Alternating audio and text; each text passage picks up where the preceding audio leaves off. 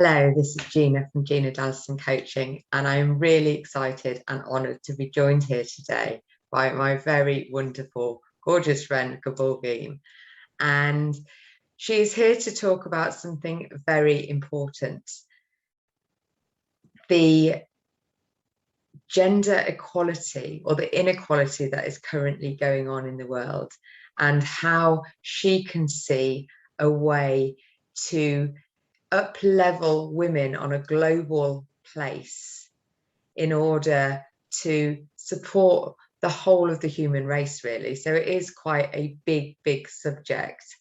And Gaborgim is originally from Uzbekistan, so she's going to tell us some of her experience of living there. She is currently over in Coventry after completing a master's in humanitaries and global security. So there's a passion for helping the world, really. So welcome, Gaborgim. Thank you so much for joining me. And yeah, tell us a bit about what you're here for and what you would like to talk about today. Thank you very much, Gina, for your invite. I'm really honored to be here with you to discuss this utmost important subject as global security in the sense of the security of women and children. And before exploring into the project itself, I think it would be good if we talked about what's the problem happening, what's the situation. So I'm from Uzbekistan. I was born and raised in this country. It's in Central Asia and one of the former USSR countries. So within the Central Asia, there's and the whole world in a way, the common problem of domestic and physical abuse of women home. And it's mostly done by their partners. And it even goes beyond to physical abuse of children, even sexual abuse of children, which is very sad situation. There are cases of early pregnancy, which was caused also like by relatives or by when the girl is very young. And this situation, it's not something for us fantasy. It's very common because I had examples of this in my own life, and I know my friends, they have or they heard or they saw this thing. It's a common thing and it's accepted as a normal maybe. But women themselves from the start, we are in this disadvantage point, because when the girl is born, right, the whole attention is put to raise her so that she would become a wife and serve another family. But because of this, the women girls, they don't get education, majority of them.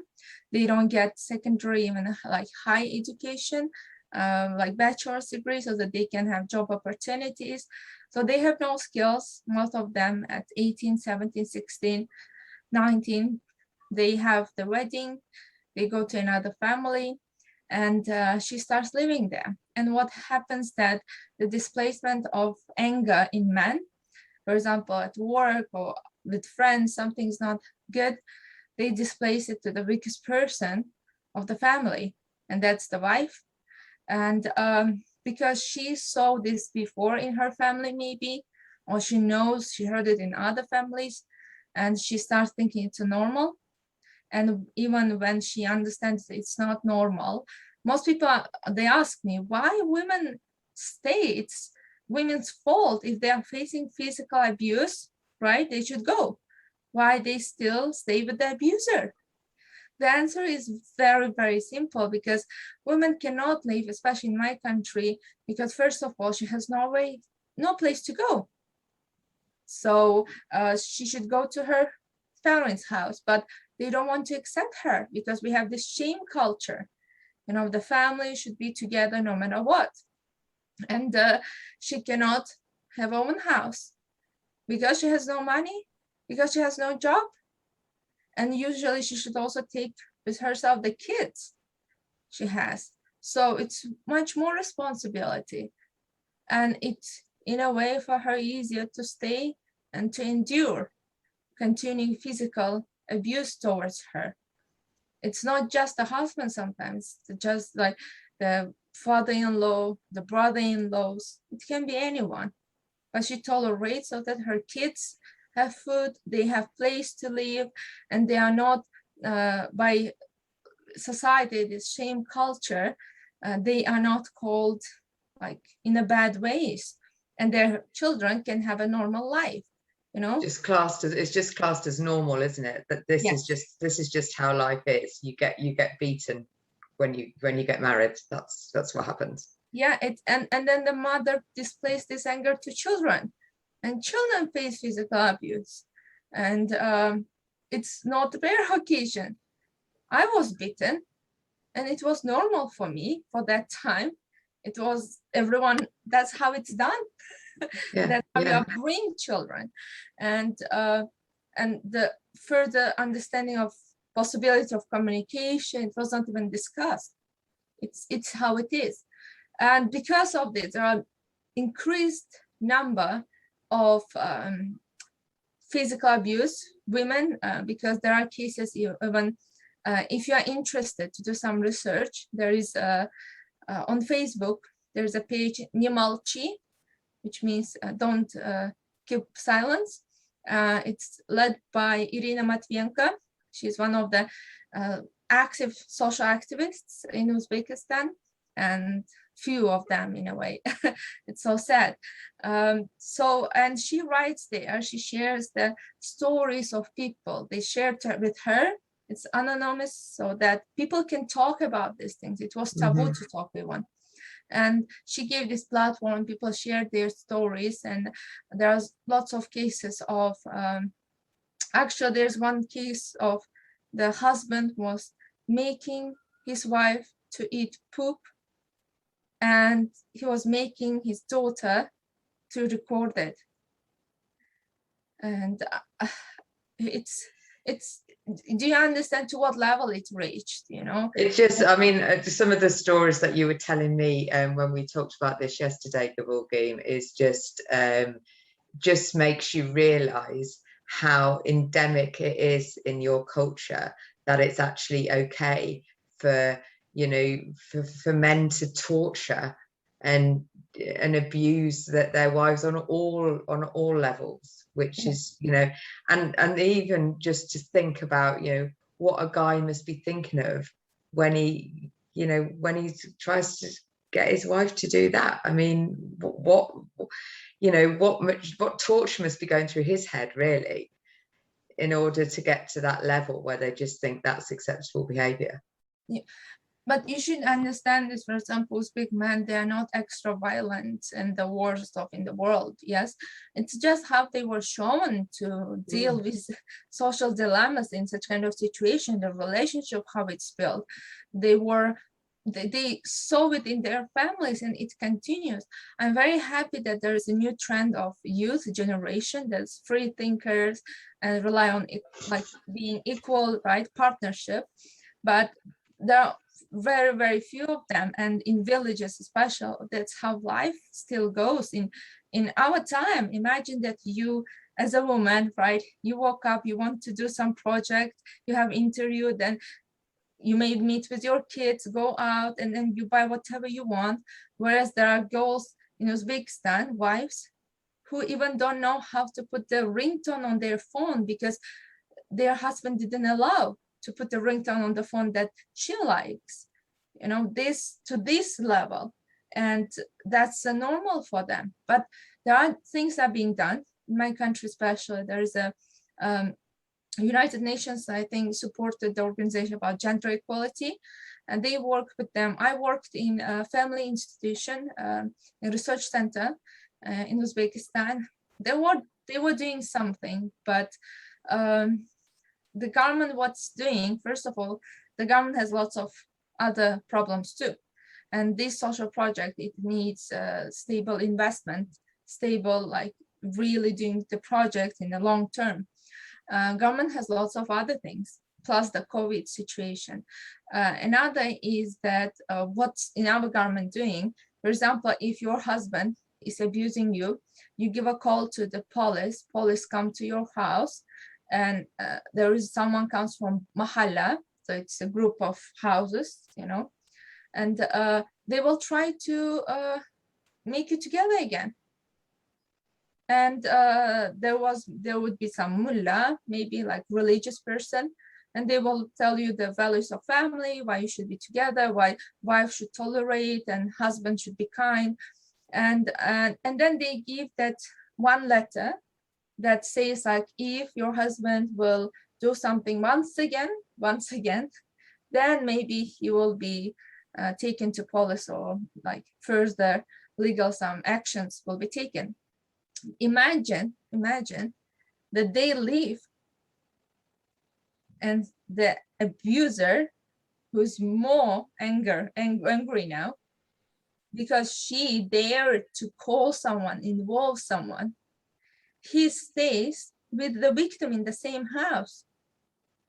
And what do you think the next act will be? Will they say, okay, I'm afraid? No. What will be the next? And there's an increased number of murder. Husbands are killing their wives. Like one of them, he thought that she's cheating, right? Didn't even catch, I don't know. And he put her on a table. He put like not bond, but he made her stay there and put petrol over her and put her on fire. They have kids.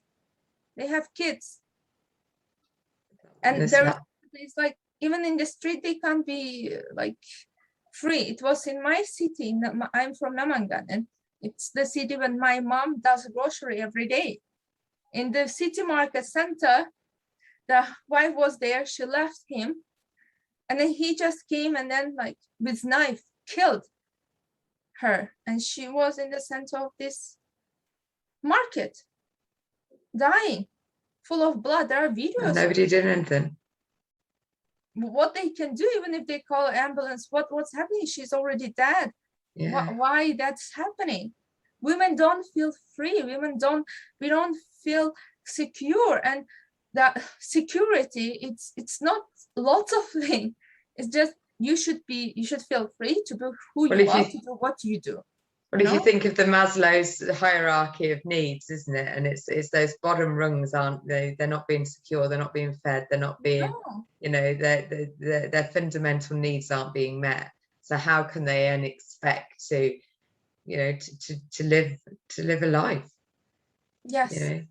And we are talking about the half of the population, even if you talk from economic side, that only half of the population is working to make the economy of the country to work, right? And but what about the other half? Even if we have a look to this situation objectively, in a way, without any emotions, we are losing. We are not using all our resources properly. Yeah, you know? It's crazy. It is. And imagine what will be that to the kids of this generation.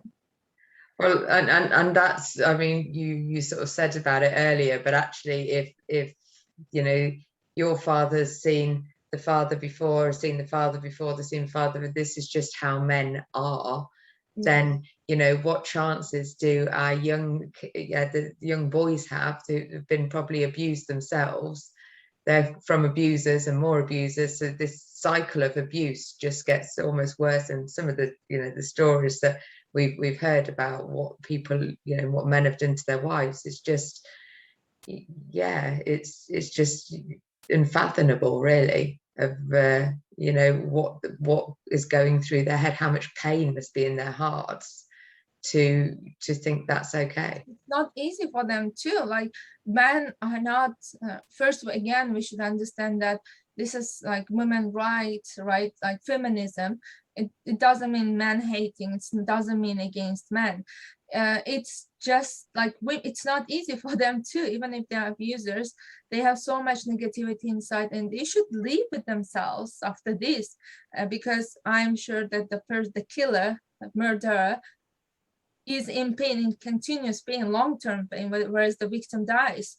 You know, it's not easy, and their psychology is broken, and what you will expect from such kind of society. And I think as a society, like why the society is needed. Society, there should be we, when the members of society, they fell down, there are ups and downs of the life, we should be there to catch them, to give them secure place, right, safe zone, you know, so that they can again remember who they are, what they want, their desires.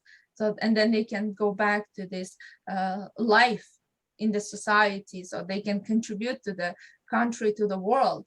If all countries would do the same in this way, they would function. Imagine the level of utopian idea that we could get in the world. But it's not happening, and the situation is not in Uzbekistan only.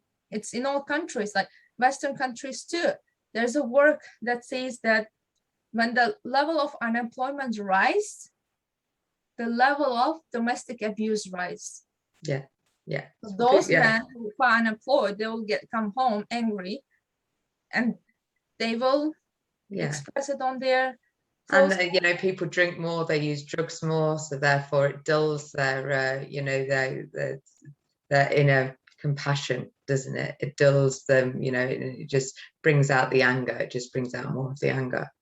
So you can see this like downward spiral of negativity and anger and hate, really. So that brings us really quite nicely on to, you know, you have a solution or you have an idea that's worthy of exploring, definitely, which is why we're here today. I think that it's a solution not to the whole problem. It's too big, and there should be an increased number of projects to solve this problem. It directs to mainly one sector. It's about self-sustainable women and children shelters. So that's the project, and the purpose of the project and how it came to me is that like the solution to complex problems, it's usually simple, and you should think about why women don't leave, why they keep on tolerating this abuse, right? And because when you show, yesterday you said very good word, Gina, saying that when you abuse someone, you are crushing their values. You know, they are no longer themselves, and their self-value, their self-confidence and self-love, it does just diminish. It's just you ruin a person, and you don't have to kill them. So that's what's happening, why women are tolerating it. And the answer is simple, as I said, they have nowhere to go, they have no job to do, they have no money to buy food for their kids and for themselves, and they don't feel safety, because as we can see, the husband can find her even in the market and just do what he wanted to do. So now we should provide them security, we should provide them place to live, we should provide them to skills that they should learn so that they will get back to their dreams, you know. Why if it's easy. Yes. Yeah, well, I suppose what I was thinking, to allow them to have dreams, because it feels like, you know, the picture that you're describing of women's life in Uzbekistan is unless they've been fortunate like you have, which is to, you know, to be able to escape effectively into another country, to see a different way and to get educated. But that's not, you know, not everyone's that fortunate, are they? Yeah, I was fortunate because of my mom's. I have a single mom, and you may, in a way, understand from where the pain is coming.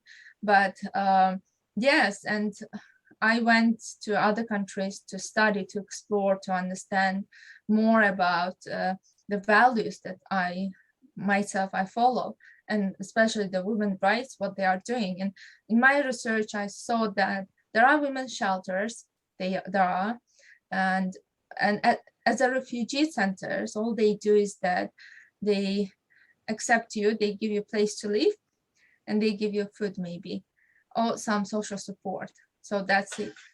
And it's a short term, and usually they are very, very poorly financed, and it's usually homeless people. they take play and they go. There was only one model that was very close to what I want to do, is in Arab states, yes. And they had these women shelters, and the purpose is that you don't just accept them to give them place to live. They come to the place to which see the security, so that they can feel safe. They come to the secure place, and then they receive first special place for kids with toys, so that they can feel it's free place. And then they will receive a psycho education. So first of all, before working on their psychology, we should make them understand what's happening is not good. That someone is abusing someone is not good, it's not normal. So we first educate them the problem, what's happening, and then we direct them to the psychological session, and plus the group sessions. So then psychological session, they open up better, and they can tell the private things, you know. We can add meditation there. I think that would work very great, and yoga. And I think maybe for all sort of types of healing, isn't there? And you know, we're involved in quite a lot of different aspects of inner healing, that actually could be really helpful to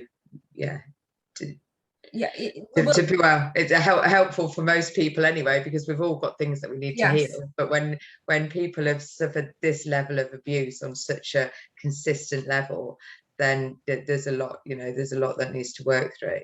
Yes, yeah, we will of course give these options, varieties, but I really stress on face-to-face with psychology, like sessions, so that they can open up and look at the trauma that they received. And the kids will do the same, because kids, they also have already developed the trauma, and they need that. And I suppose the earlier that you can intervene on it, that you can get intervention, then the easier it is to heal, isn't it? Yes. So if you carry stuff around with you least time, then it's definitely easier to heal from. Yeah, we are already nourishing them. We are already trying to heal their traumas when they are young. It's easier. It's and they will have less problem in their further life. So, and then they will receive and group sessions, so that they can feel that they are not alone. And there are other women, and then they will be given to special building with very white, everything is bright place to live in a homely atmosphere. The children are around and having dinner, supper themselves, you know, cooking, feeling safe. And then after some time, once they are more stable, we'll direct them to training. We'll train them the skills. So they are, I'm sorry, first we'll interview them, their interest, their background, and then we'll give them the skill that's needed and prepare them for recruitment. And then based on their interest, based on the projects that we are working with, and it would be great to actually reach out to business enterprises, and we can, they can be recruited.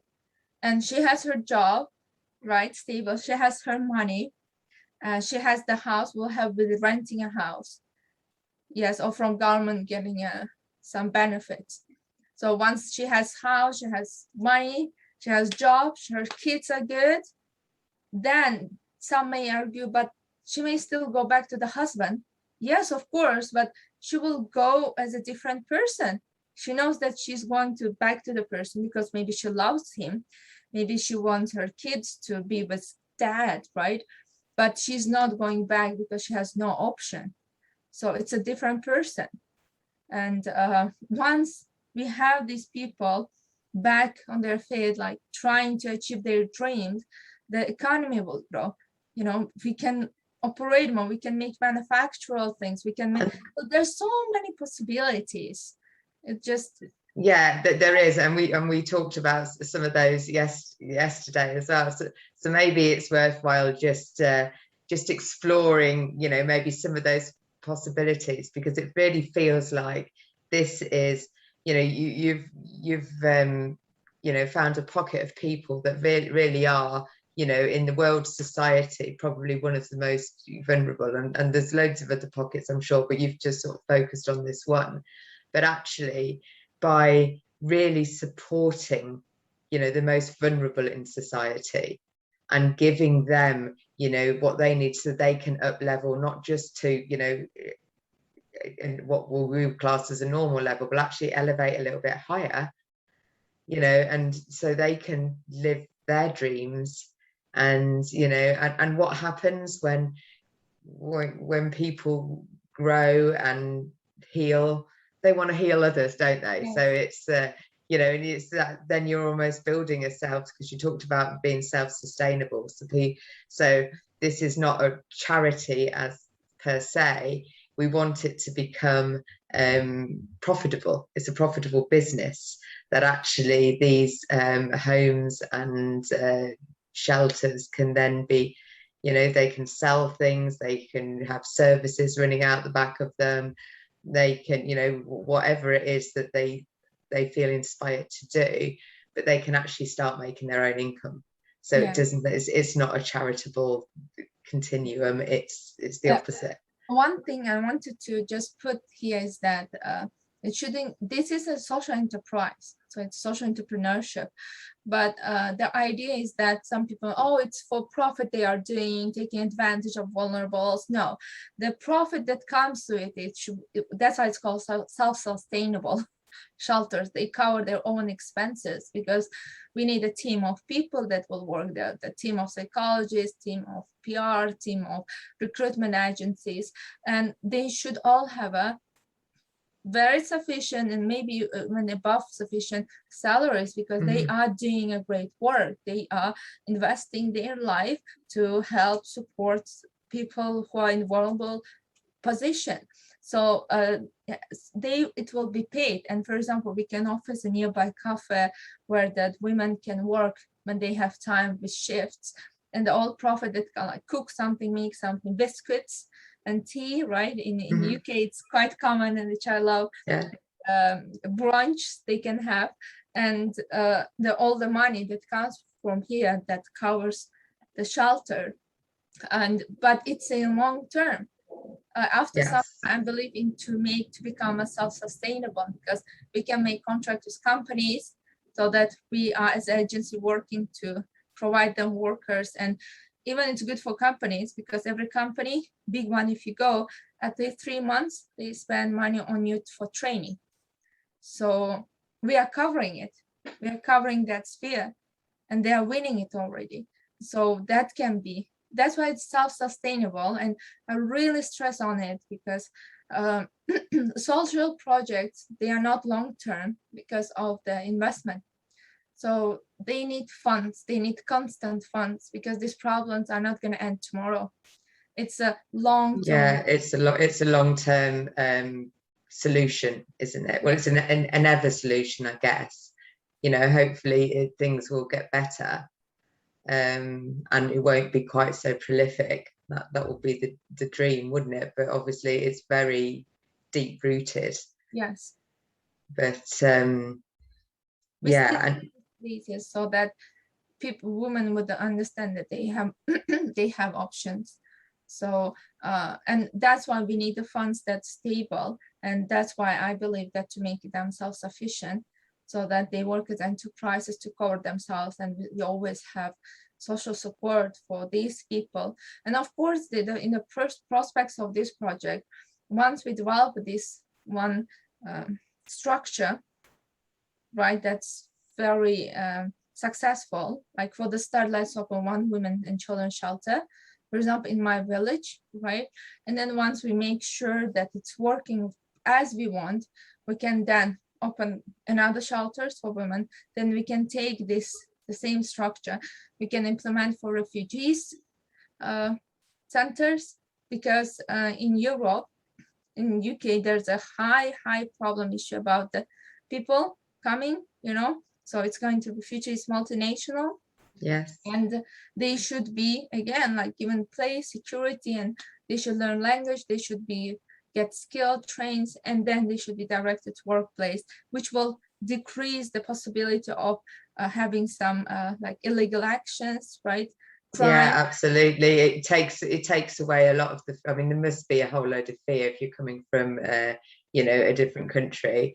that, you know, there's enough fear in the world without having to try and make do with that, without speaking the language or and remember, knowing what to do. they are not coming here because they want to. They are No, they're coming here because they have no option. Their house is being bombarded, and they are leaving whatever is valuable, precious for them there, and they are coming with nothing, spending like at least it's $5,000, you know, $5,000 to come and the visit. So spending all this money, whatever they have, to come. And I think it would be, if the government doesn't want to have problems with immigrants, yeah, they should be give skill train. So this project, it's it's transferable in a way. The structure we can use in. So what you're hoping to do is create a blueprint, if you like, for opening a shelter like this. So everything that you need in the way of planning and, you know, organizing, and the team, because you talked about, you know, having a team of people there. So it is the first step then to making this you know, dream become a reality. This is what we're doing here now, isn't it? It's talking about it, changing from a thought into, you know, a spoken idea that people can get behind and agree with, or challenge, or get involved in, which sort of brings us on to the next sort of point. And, you know, how can people get involved if this sounds of something that people would like to be involved in and be able to help out at all? What's next? So I think this question is very good and on point. So this social, I believe that the solution to social issues that we have, it can include even human trafficking, is that it's on the hands of NGOs, non-governmental organizations, and social enterprises. So it's in the hands of people. It's of course it's great when the organizations like UN Women or UN, they support and sponsor the program, but there should be independent, and there should be, because we need this stable fund, stable function, something happening, right? Yes. And so you're looking for sort of entrepreneurial private investors, really? Yes. I'm looking for, actually, it's not just the investors. It's about, because the future is multicultural, multinational, and we are all moving everywhere. And these problems, even if it's happening in one country, it can be in your country soon, if not already happening. So well, I think it's probably happening at some level in every country, isn't it? You know, domestic abuse and you know, people's rights being violated at some level, definitely. You know, you hear on the news and things about, you know, slavery, you know, being still in this day and age. It's still going ahead, and which is just beyond shocking, really. In our little bubbles that we live in. But it's very challenging what's happening. If you start reading about it, when I studied my master's, it was emotionally very difficult for me, because you go through these details, you go through the incidents and violation of human rights, even the basic ones, to live. And that's very horrific. So that's why I'm saying that we need a global team. We need a person, like, no matter where you are from, no matter where you're based, if you are, like, your heart and eyes, they have this spark and burn, that you have the pain, that you share the pain that we have here, discussing, to give security, to give support to the most vulnerable of the country, nation, because you may understand the values of the nation by looking at how they treat the most vulnerable members of its society. And it's this case, it's women. In most cases, it's women. So if you have this pain, if you want to work on this project, we have number of interests. If you are interested, for example, yes, as Gina, you said, investment, to invest this project. If you are interested in mentoring the project, if you have experience in working in women's shelters or social aspect or in international organization, and you want to mentor this project because you have some information to share, if you want to coach, it's more you are with us working every day so that to make sure it's happening. If you want to, there are also departments, we'll share the Google document, the Google questionnaire, where it asks the contact details and where it asks why you're interested and how you want to contribute. There are spheres of, like, even if you like yoga and you want to heal people through yoga, yes, here we are. You're a psychologist, we need a great big team of psychologists. Yeah, absolutely. So really what you're asking for, anybody, if anything, if what you've spoken about today has touched you on some level, and you know, we watched the Emma Watson video, didn't we, about about gender equality, and her quote was, if not you, who? Yeah, and if not now, when? Yes. And yeah, and that just feels like something that this is our time. It is. To do something, and if nobody else is doing it, then we'll give it a go. Yeah, but I have a big faith in humanity. I'm a hopeless optimist about humanity, and I prefer to see the good sides of people. And I believe that there are a number of people who want to do something, with their life, who want to, and if their passion is this goes to this way, we need variety of, like, any experience, any knowledge. If we don't have in our Google format, you can just write it down. We need accountants, we need finance department, we need PR, we need recruitment, call centers, we need architects. We need everyone, but there's a big and this is literally just the start of it. Yeah, so it's a start. We need team. So yeah, the Google form, which we'll share, is just a expression of interest. Just because you write it down on the form doesn't mean to say you're committed there forever. It's just trying to get a gauge of what skills and experience that we've got in our midst for people, and how much time and energy they're able to give to the project. So it doesn't have to be a lot. It's but I think there is, we can make a change. It doesn't have to be like this. Love can beat fear. Yes. It just, we need to share it. We need to share it. So this is what this is about. Yeah, we need to share it, and we need the people. One person cannot change the world, but group of people who believe in certain values, who believe in some utopian idea, and who want to make change, who want to contribute to the world, and not just live their life.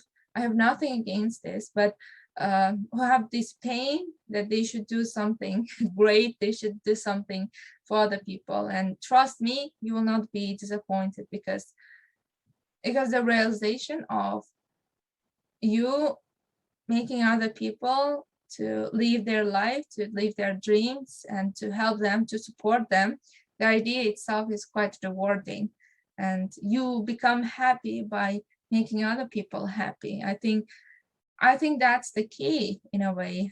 I think Einstein, right, said, or someone said, that the happiness is to serve other people and to help them. I think maybe having a goal that's sort of bigger than ourselves just helps, or certainly has helped, even just over the last couple of days, of just getting rid of, say, some of the ego-based fears that come in. Yes. That actually this feels like it's it's bigger than anything I've ever tried to do before. And it's quite exciting and scary, but also you have to get over your fears. And what happens if people don't listen, and what happens if nobody, we'll just keep trying. We'll just plug this video out there and make more videos, and you know, sharing the network. So if you know anybody who, Yes. you know, has maybe done projects like this before, or, you know, even just to give us some advice on, you know, where to go next, and you know, how to go about the massive task of trying to organize it all, but just trusting that actually the right people will come along. Yes, I believe that there are right people, and we will reach to them. That it's just yeah, at least if you could like write in the comments or tag people who might be interested, it would be a great help, because you would be making this process of us reaching right people and making things work faster. So you are already contributing. It's such an important topic, you know. It's such an important project. Yeah, it is. And when you sort of were describing your home life to me, and it's just shocking for somebody like me who's, you know, been brought up in the sort of bubble of middle class England, I suppose, where, you know, nothing really bad happens, to actually know that this is other people's lives. And it's, yeah, it's quite humbling. Yes. But also, yeah, we are, or I think anybody who's listening to this, you know, on some level is, you know, are lucky to be where they are. So if you can give in any way, even whether that's just you know, sending some love and some good feeling vibes, or sharing this with as many people as you can possibly share, because I think this is a message that does need to get out. And I think one of the things, I don't know if you said it earlier, but is that it's not being talked about. Mm-hmm. You know, and it's okay. What happens behind closed door between husband and wife is just not to be talked about, and not to be, you know, nobody gets married and has marriage lessons, or not very many people will hire relationship coaches. Yes. To, you know, to really do a great job.